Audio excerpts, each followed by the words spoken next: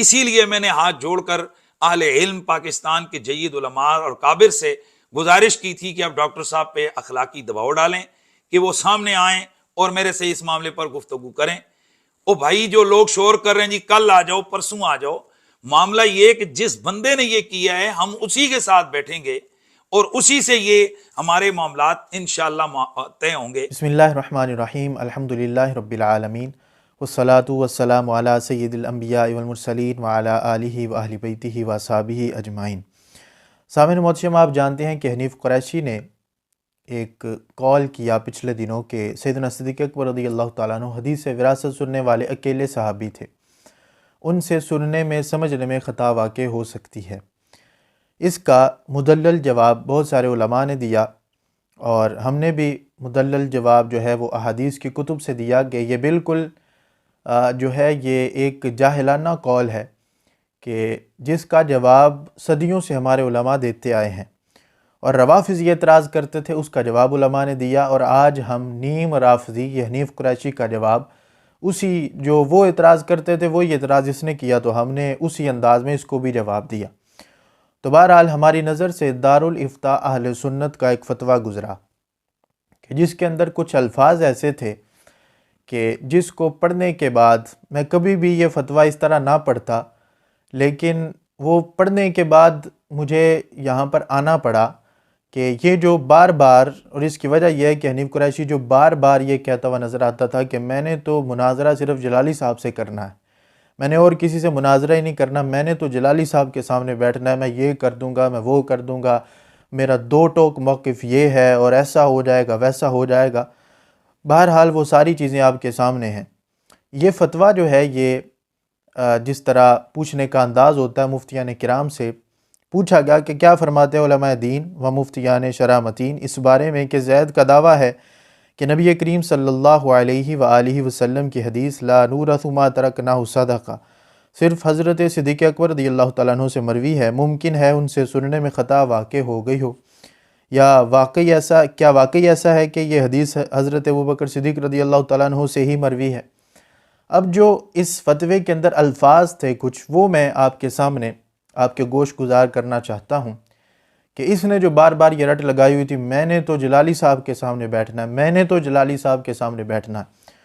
تو کیا مناظرے کے اصولوں کے لحاظ سے یہ بنتا ہے کہ یہ جلالی صاحب کے سامنے بیٹھے یہ حنیف قریشی؟ تو سب سے پہلے تو انہوں نے جو ہے وہ زید کے لحاظ سے مسئلہ پوچھا، تو انہوں نے بھی زید کے اعتبار سے ہی جواب دیا، تو کہا کہ زید کی بات مکمل طور پر باطل اور مردود ہے۔ تو یہ تو واضح ہے کہ احادیث کی کتب سے جو ہم نے واضح کیا تھا۔ بہرحال جو انہوں نے یہاں پر لکھا کہ مردودیت و بطلان کی پہلی وجہ یہ ہے کہ اس روایت کو صدیق اکبر رضی اللہ تعالیٰ عنہ کی تنہا روایت کہہ کر یہ وسوسہ ڈالنا کہ ممکن ہے سننے میں خطا واقع ہو گئی ہو، یہ جملے وہی ہیں جو منکرین احادیث جدیدیت کے شکار اور خبر واحد حدیثوں کے منکر جیسے لوگ استعمال کرتے ہیں۔ تو میں ابھی حنیف قریشی کو مخاطب کر کے اور اس کی ذریت کو مخاطب کر کے کہہ رہا ہوں کہ دیکھو کہ کیا لکھا ہوا ہے کہ جو منکرین احادیث جدیدیت کے شکار اور خبر واحد حدیثوں کے منکر جیسے لوگ استعمال کرتے ہیں۔ اب یہاں پر یہ معاملہ بھی نہیں چلے گا کہ دیکھو اس نے تو بس کہا تھا کہ ہو سکتا ہے، اس نے تو ایک مثال دینے کی کوشش کی تھی، نہیں، اس نے یہ کہا تھا چونکہ سیدنا صدیق اکبر رضی اللہ تعالیٰ عنہ اس حدیث کے اکیلے راوی ہیں، پھر آگے اس نے مغالطہ ڈالنے کی کوشش کی، تو یہ موقف تو واضح ہو گیا کہ وہ اس بات سے جاہل تھا کہ سیدنا صدیق اکبر رضی اللہ تعالیٰ عنہ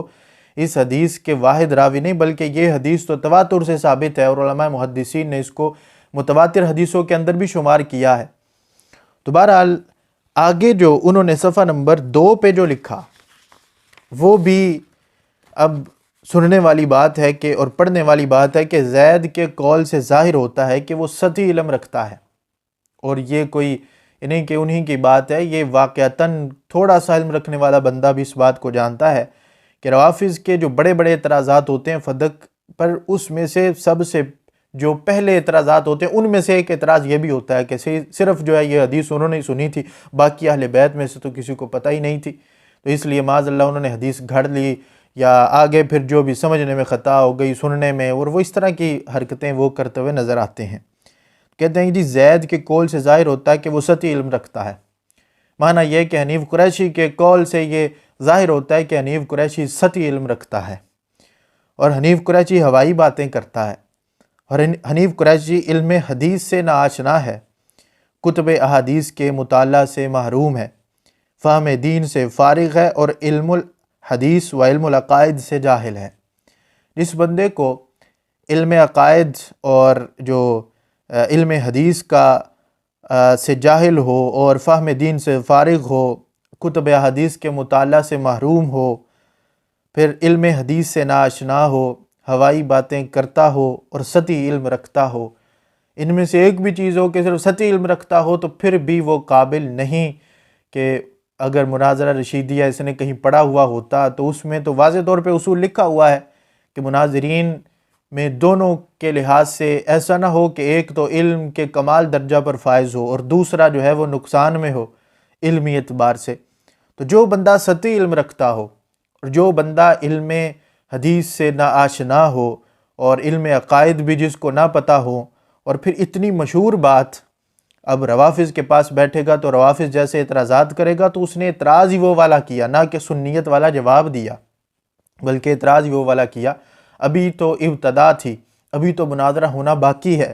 مناظرے میں اس کا کیا حال ہوگا وہ آپ اس کے اس سطحی علم سے اور اس کے اس مطالعے سے آپ سمجھ سکتے ہیں کہ اگر یہ کہیں مناظرے میں آ گیا تو اس کی کیا حالت ہوگی، اور شاید یہ جانتا ہے، اس وجہ سے آئیں بائیں شائیں کر کے فرار ہونے کی کوشش کرتا ہوا نظر آتا ہے۔ اس میں ایک چیز انہوں نے امام ذہبی کا قول لکھا کہ امام ذہبی رحمہ اللہ تعالیٰ نے تذکرۃ الحفاظ میں یہ واضح طور پہ لکھا کہ سیدنا صدیق اکبر رضی اللہ تعالیٰ عنہ پہلے شخص تھے جنہوں نے احادیث کو قبول کرنے میں احتیاط اختیار کی، یعنی وہ شخص کے جو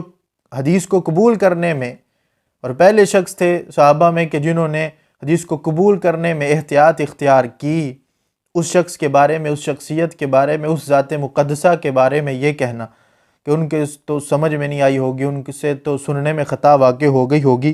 تو یہ اپنے آپ میں ہی ایک جہل ہے۔ پھر امام جلال الدین سیوطی رحمۃ اللہ علیہ اور پھر آگے انہوں نے اسی فتویٰ میں جو ہے وہ ابن حجر عسقلانی رحمہ اللہ تعالیٰ کے لحاظ سے لکھا، امام جو ہیں وہ دوسرے ائمہ کے لحاظ سے بھی انہوں نے حافظ محمد مرتضیٰ زبیدی حنفی رحمہ اللہ ان کے لحاظ سے لکھا کہ انہوں نے تو اس حدیث کو متواتر کہا، ابن حجر جیسی ہستی نے اس کو متواتر کہا، امام ذہبی نے متواتر کہا، تو محدثین نے تو جو ہے وہ اس کو متواتر بھی لکھا کہ یہ حدیث تواتر سے ثابت ہے، اور پھر 13 جو ہے وہ صحابہ کرام رضوان اللہ تعالیٰ علیہم اجمعین سے یہ حدیث ثابت ہے۔ تو بہرحال وہ سارے ہم جو ہے مکمل اس کا جواب دے چکے، اور پھر یہ بھی بات کہ سیدنا صدیق اکبر رضی اللہ تعالیٰ عنہ کے پاس صرف حدیث تھی ایسا نہیں ہے، آپ کے پاس قرآن کریم کا بھی علم تھا، اور سیدنا پیر میر علی شاہ صاحب رحمہ اللہ تعالیٰ نے جو لکھا کہ آپ آیت سے بھی وَمَن يَعْصِ اللَّهَ وَرَسُولَهُ اس سے ثابت ہو رہا تھا کہ اوپر جو خطاب ہے وہ کم یوصیکم میں کم ضمیر کے اندر رسول اکرم صلی اللہ علیہ وآلہ وسلم کی ذات مقدسہ داخل نہیں۔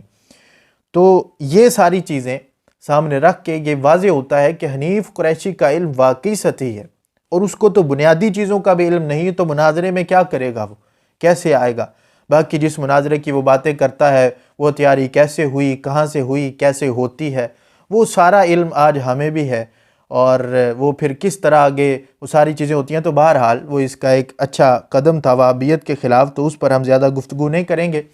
تو یہ ساری چیزیں تھیں جو میں آج آپ کے سامنے رکھنا چاہتا تھا۔ اللہ تبارک و تعالی ہم سب کو سمجھنے کی توفیق عطا فرمائے۔ سطحی علم والا کبھی بھی کمال درجہ کے علم رکھنے والے کے سامنے، جس کو آج وقت کا امام کہا جاتا ہے،